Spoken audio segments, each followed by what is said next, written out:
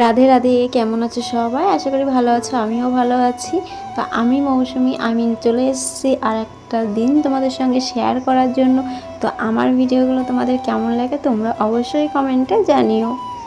সকালে রান্নাবান্না শুরু করে দিয়েছি। বাড়িতে যেহেতু লোকজন এখন বেশি আছে, তার জন্য ভাবলাম যে তাড়াতাড়ি করে সব কিছু করি, তাহলে হয়ে যাবে। তাই সকালবেলা একটু তাড়াহুড়ো করেই রান্নাবান্না করছি। সকালবেলা ছেলের স্কুল আছে, তারপরে ছেলের কাছে গিয়েও ছেলেকে সামলাতে হবে।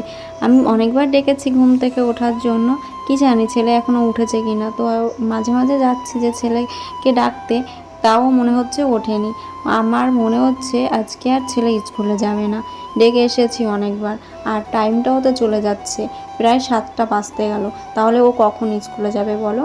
তারপরে দেখি ছেলেটা সত্যি সত্যি আজকে স্কুলে যাবে না, বলছে না আজকে আমি স্কুলে যাব না, আজকে বাড়িতেই থাকি। ঠিক আছে, এখন টাইমটাও অনেক হয়ে গেছে, তোমার আর আজকে স্কুলে যাওয়া লাগবে না। তার জন্য ও আর আজকে স্কুলে গেল না। রান্নাটা তো কমপ্লিট করে ফেললাম, এইবার হচ্ছে ধোয়া মোছার পালা। এই যে আমি গ্যাসটা এখন মুছে নিচ্ছি, তারপরে এখন আবার থালা বাসন মাজতে হবে, অনেক থালা বাসন।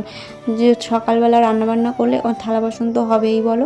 দুদিন ধরে সকালবেলা আমি রান্নাই করছি, পান্তা ভাত আর রাখছি না, গরম গরম ভাতই করছি। যেহেতু ননদ বাড়িতে আছে, তার জন্য নিজেরা পান্তা ভাত খাওয়া যায়, তাই বলে কি ননদ জামাইকে পান্তা ভাত খাওয়ানো যায় সেটা বলো? খাওয়ানো যায় না। তাই আমি দুদিন ধরে সকালবেলা গরম ভাতই রান্না করে দিচ্ছি সবাইকে। আর এই যে এখন হচ্ছে থালা বাসনগুলো মেজে নিচ্ছি।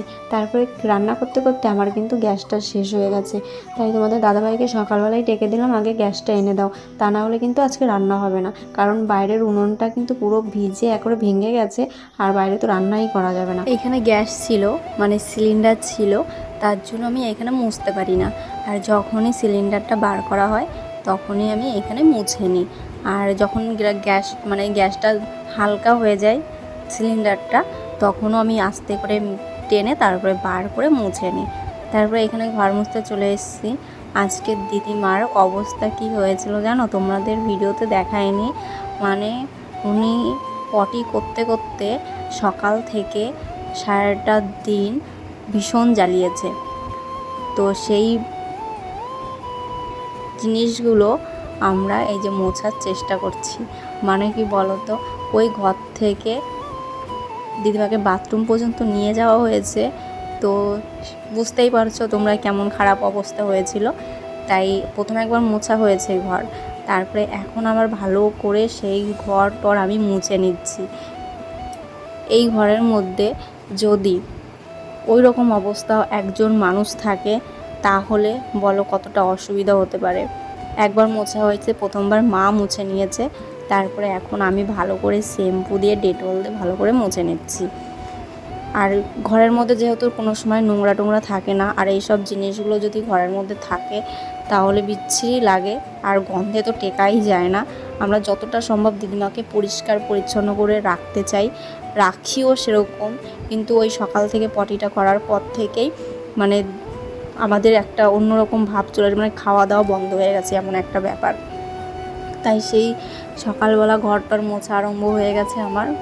আর মানে কি বলবো, নিজেরকেই এখন মানে কেমন যেন একটা লাগছে, বলতেও পারছি না তোমাদেরকে। তারপরে দেখো আজকে হচ্ছে দাদা বাজার করেছিল, মানে আমার ননদ জামাই মাটন এনেছে এখানে, আর সেইটাই রান্না করেছে মা প্রেশার কুকারে দিয়ে। তাই সেটাই আজকে দুপুরবেলা খাওয়া হচ্ছে। মানে আমার ননদ জামাই আজকে বাজার করেছে, জামাই ষষ্ঠীর বাজার। আগে শ্বশুর খাইয়েছে, এখন ননদ জামাই খাওয়াচ্ছে। তারপরে আমি এখানে বিকালবেলা সারাদিন পরে আজকে আমি এখন মাথা আঁচড়াচ্ছি।